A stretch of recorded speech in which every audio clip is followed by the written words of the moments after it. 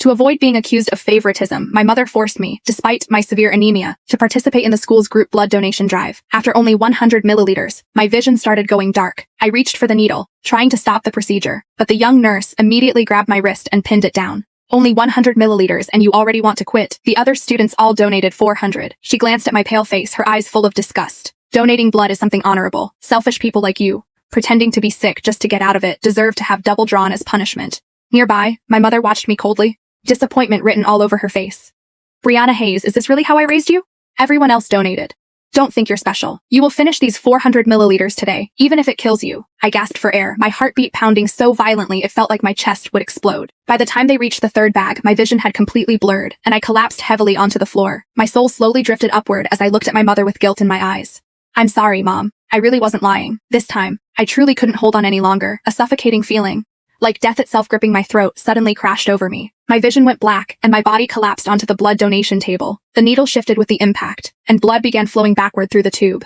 The nurse drawing my blood, Sharon Jones, shoved me impatiently and yanked the needle out. I'm trying to draw blood here. Can you stop moving around? Now I have to stick you again. When I did not respond, a flash of disgust crossed her face. She gripped the needle and drove it hard into my arm. Oops, missed the vein. You don't mind, right? Sharon deliberately stabbed me several more times before finally stopping, leaving my arm bruised blue and purple. However, by then I could not feel pain anymore. Well, I'll give you credit for enduring it.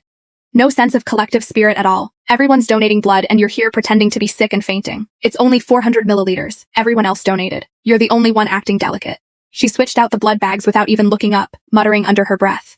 Mrs. Cole is such an outstanding person. How could she possibly have a daughter as selfish and irresponsible as you? The students lined up behind me began whispering among themselves.